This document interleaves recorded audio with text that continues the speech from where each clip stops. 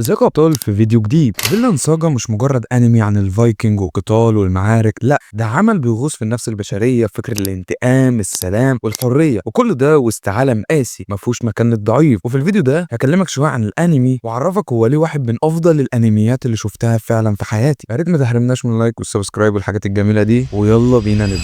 اول حاجه لازم تعرفها ان فيلاند ساجا مش انمي اكشن تقليدي، يعني ما تستناش انك هتشوف شويه معارك ودم وتطلع مبسوط وخلاص. ده عمل بيحطك في دوامه من المشاعر والتفكير، خليك تسال نفسك هو انا لو كنت مكانهم كنت هعمل ايه. الانمي بيدور حوالين سورفن، طفل صغير كان كل اللي يعرفه عن العالم هو ان ابوه سورز واحد من اعظم المحاربين اللي عاش وسط الفايكنج. بس رغم ان ابوه كان محارب اسطوري، هو كان مختلف، ما كانش بيحب الحرب ولا القتل ولا الانتقام. كان مؤمن ان مفيش عدو حقيقي للبني ادم غير نفسه. وهنا تبدا اول فلسفه حقيقيه في الانمي، ان السلام الحقيقي مش في انك تمسك سيف، لكن في انك تعرف امتى تسيبه. لكن زي اي قصه عظيمه كل حاجه لازم تتقلب. حياه سورفن بتتغير في لحظه واحده، اللحظه اللي بيبدا فيها طريق الانتقام. من هنا القصه بتاخد منحنى مظلم جدا. الولد اللي كان بريء بيبدا يتحول، وكل خطوه بياخدها بتبعده اكتر عن نفسه. بس المميز في فيلاند ساجا ان الانتقام مش مجرد هدف، هو وسيله. الكاتب بيكشف لك عن تطور الانسان نفسه، عن انك ممكن تكون فاكر انك ماشي في طريق العدل، بس في الحقيقه انت ماشي في طريق الهلاك. وهنا يظهر واحد من اعظم الشخصيات في عالم الانمي كله، اشيلادو. الشخصيه دي مش مجرد شرير عادي، ده واحد من اكتر الشخصيات اللي ممكن تكرهه وتحبه في نفس اللحظه. دماغه عبقريه، لسانه صيف، وكل تصرف ليه له سبب حتى لو السبب ده غامض. العلاقه بينه وبين سورفن معقده جدا، في كره، احترام، تحدي، وحتى نوع غريب من الاعجاب. اشيلادو مش مجرد خصم، ده المعلم اللي سورفن مش عايز يعترف بيه. الانمي بيعرف ازاي يخليك متوتر طول الوقت. المعارك مش بس سيوف ودم، كل ضربه فيها معنى، كل مشهد ليه هدف. مش هتلاقي حاجه معموله كده لمجرد انها شكلها حلو. الاخراج هنا عبقري، بيعرف امتى يسكت وامتى يسيب الموسيقى تتكلم لوحدها. التحريك خصوصا في المعارك واقعي جدا، بتحس انك جوه قتال، بتحس بوزن السيف وهو بيتحرك وبانفاس المحاربين وهم بيتقاتلوا. والموسيقى يا سلام على الموسيقى. المؤلف استخدم الحان فيها طابع ملحمي كده، فيها نفس اوروبا القديمه، تخليك تحس انك راكب سفينه فايكنج وسط الضباب رايح لحرب ملهاش نهايه. بس المميز انها مش بتستخدم كتير، وده اللي بيخليها اقوى لما تظهر. كل نغمه محسوبه، كل لحظه فيها احساس حقيقي. نيجي بقى للشخصيات التانية اللي بتكمل اللوحه دي. عندك مثلا كونوتو، شخصيه بتبدا ضعيفه جدا كانها مجرد امير ضايع وسط الجنود، بس مع الوقت بيبدا يتغير، وكل خطوه فيها تطور بتخليك تعيد التفكير في معنى القوه والقياده. في المقابل عندك شخصيات زي بيرون والسوركر، كل واحد فيهم بيمثل فكره مختلفه عن الحرب. سوركن مثلا بيحب القتال لدرجه الجنون، بس في نفس الوقت عنده شرف مقاتل حقيقي. بيرون اللي شايف في الحرب خلاصه من الواقع، وكل واحد فيهم بيوريك ان مفيش صح مطلق، العالم ده كل واحد بيعيش حسب طريقته. فيلاند ساجا بيعمل حاجه صعبه جدا، بيخليك تتعاطف مع كل الشخصيات حتى اللي المفروض تكرهها. الكاتب يوكيميرا ما رسمش عالم ابيض واسود، رسم رمادي كله جراح، كله معاناه. اللي بيدور في العالم ده هو معنى، واللي بيهرب من نفسه، واللي فاكر ان النصر في القتل، كلهم في الاخر بيدوروا على نفس الحاجه، فينلاند، المكان اللي المفروض يكون رمز للسلام والحريه. بس السؤال الحقيقي هنا، هل فينلاند دي مكان فعلا ولا فكره في عقل الانسان؟ الانمي كمان مش بيفرض فلسفته عليك، هو بيخليك تحس بيها من خلال الاحداث. مش هيقولك ما تنتقمش، لا، هيخليك تعيش مع شخصيه بتنهار عشان الانتقام، وتشوف بنفسك ازاي الغضب ممكن يدمر الانسان من جوه. الجميل بقى ان رغم كل الظلام اللي في القصه، في دايما بصيص نور كده، مشهد بسيط، كلمه من شخصيه، لحظه هدوء بعد المعركه تفتكر بها ان لسه في امل. من الناحيه التقنيه، الانتاج في الموسم الاول ممتاز. التحريك في مشاهد الاكشن قوي جدا خصوصا في المعارك الكبيره، والاضاءه بتدي احساس حقيقي بالزمن والمكان. الانمي مقتبس من مانجا تاريخيه اصلا، وده باين في التفاصيل، الملابس، السفن، البيوت، حتى طريقه الكلام، تحس انك فعلا عايش في عصر الفايكنج. بس اهم حاجه في الموسم الاول انه مش بيحكي لك قصه انتقام عاديه، هو بيحكي لك عن رحله انسان من طفل بريء لمحارب لحد تاني مختلف تماما. الرحله دي فيها الم، فيها دم، فيها لحظات صمت تقطع القلب، لكن في الاخر هي رحله بحث عن معنى. الموسم الاول بينتهي بنقطه فاصله، نقطه بتغير كل حاجه، بس مش هقول لك حصل ايه لان اللحظه دي لازم تعيشها بنفسك. كل اللي اقدر اقوله ان النهايه دي بتخلي كل اللي حصل قبلها ياخد معنى جديد، تحس انك كنت بتتفرج على بناء لشخصيه واحده عشان اللحظه دي بالذات اصلا. بس خليك معايا بقى، لان اللي فات ده كوم، واللي جاي كوم تاني خالص.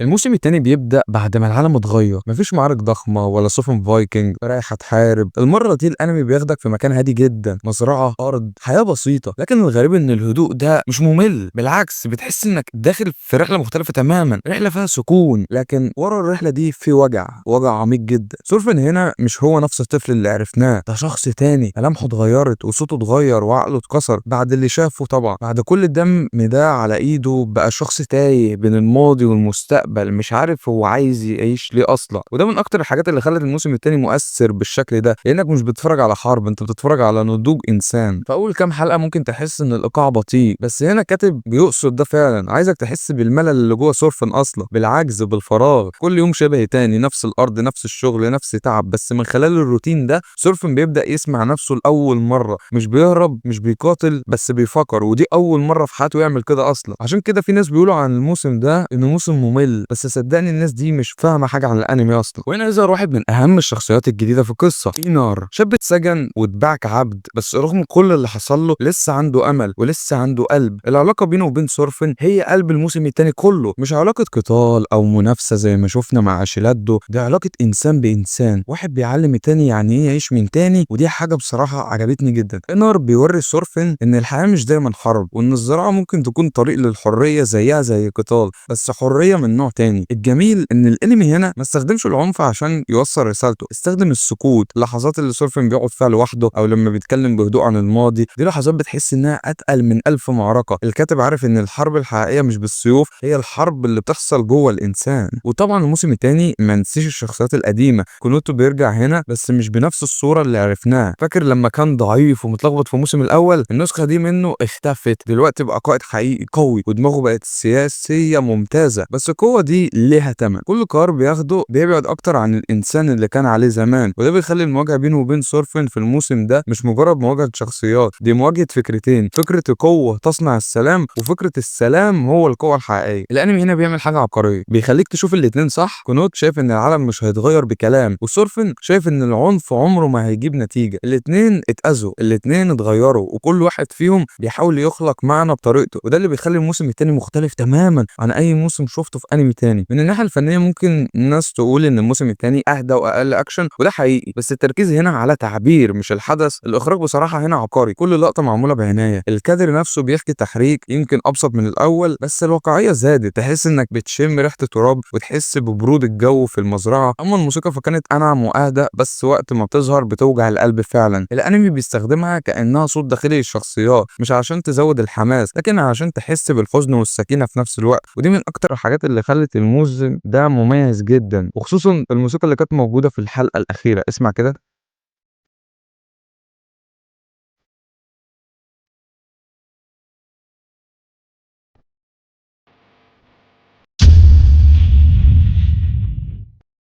من الحاجات اللي الناس كتير حبتها في الموسم ده هي طريقة اللي الانمي بيوري لك بيها معنى الغفران، مش الغفران اللي بالكلام، لا، الغفران الحقيقي، انك تبص لعدوك وتقول انا مش هأذيك، مش لانك تستحق، لكن لاني انا اتغيرت. ودي لحظة عظيمة جدا في حياة اي بني ادم. سورفن هنا مش مجرد بطل انمي، ده بقى رمز لاي حد مر بمرحلة ضياع وبدأ يلاقي نفسه من تاني. وبرغم ان الموسم التاني اهدى، لكنه مليان مشاعر قوية جدا، كل كلمة محسوبة، كل موقف ليه معنى. الكاتب بيبني الشخصيات بصبر لحد ما تيجي اللحظة اللي كل حاجة فيها تتقلب، وتكتشف انك كنت بتتفرج على رحلة روحية اكتر من انها قصة اكشن. وفي النص الموسم تقريبا في مشهد معين ومن غير حرق بيخليك تبص لسورفن بطريقة تانية خالص. المشهد ده خلى ناس كتير تعتبره من اعظم لحظات الانمي كله، لانك بتشوف شخص قرر فعلا يسيب الماضي بكل ما فيه ويركز في بناء نفسه مش تدمير غيره. وفي نهاية الموسم بتكتشف ان كل اللي فات كان تمهيد لحاجة اكبر، مش بس نهاية قصة، لكن بداية جديدة لرحلة مختلفة تماما، رحلة ممكن تكون عن بناء فينلاند الحقيقيه. بس هل فعلا المكان ده موجود، وهل هو فكره جوه كل واحد فينا؟ الانمي بيسيب لك تسال نفسك السؤال ده من غير ما يديك اجابه جاهزه، ودي واحده من اعظم نقاط القوه في فينلاند ساغا. هو مش انمي بيحكي لك ايه حصل، هو انمي بيخليك تحس ازاي حصل، بيخليك تعيش مع الشخصيات وتحس بتعبهم، بخوفهم، بتغيرهم، وبينتهي وهو سايبك تفكر من غير ما يقول لك تعمل ايه. الموسم الثاني بياكد ان فينلاند ساغا مش مجرد قصه فايكنج، دي قصه عن الانسان، عن الالم، عن التغير، وعن معنى الحريه الحقيقي. الحريه الحريه اللي مش انك تمسك سلاح، لكن انك تقدر تقول كفايه. وفي النهايه لو الموسم الاول كان رحله الانتقام، فالموسم الثاني هو رحله الغفران. الاتنين مكملين لبعض يا جماعه، الاتنين بيورونا وجهين لنفس الانسان. الطفل اللي بدأ رحلته بالسيف هو نفسه اللي قرر يكملها بالسلام. وصدقني الموسم الثاني لا يقل روعه عن الموسم الاول، بل بالنسبه لي هو افضل من الاول. لان انا لاحظت ان في ناس بيقولوا ان الموسم الثاني هو انمي مزرعه، انمي ممل. لا، انت كده مش مركز مع الانمي او مش باصص له من الناحيه اللي اصلا الكاتب عايزك تبص له بيها. هو عايزك تبص له من ناحيه صرف وتطور شخصيته، وتتعلم منه الحلو، وتتعلم ان الانتقام اصلا مش دايما صح، ساعات بيبقى الانتقام غلط. وكل ده هتشوفه في فيلاند ساجا لو بصيت له فعلا صح. لازم تبص للانمي صح عشان تعرف تاخد منه الحاجات الحلوه. عشان كده قلت لك ان الانمي ده غير حياتي، خلاني ابص للناس بطريقه تانية، خلاني احس بالدنيا، احس بالنعم، احس فعلا بطريقه كويسه. وفعلا لو انت بصيت للانمي اصلا بالطريقه دي هتحس بحاجه كويسه. والله ما بضحك عليك، بس الانمي ده خلاني اتعلق بديني اكتر. هتقول لي ازاي؟ الانمي اصلا في الدين المسيحي وفي اصلا ديانات تانية والديانه بتاع الفايكنج. بص فكك من كل ده، الانمي في جو غريب كده، زي مثلا ارض فينلاند اللي كانت مرسومه بطريقه جميله جدا، خلتني عايز كده احس بالنعيم ده، عايز احس بالمكان ده. فافتكرت حاجه عندنا في دين الاسلام وهي الجنه. تخيل لما تكون دي رسمه، وتخيل برضو يعني في مناطق او بلاد في العالم فيها نفس الاماكن دي بنفس الجمال الساحر ده، فده الارض، فما بالك الجنه عامله ازاي؟ فعلا ابتديت افكر ان فينلاند دي هي مجرد ولا شيء بالنسبه للجنه. ما تخيل الجنه عامله ازاي اصلا. فاللي هو حاجه كده، لا الانمي فعلا غيرني، خلاني ابص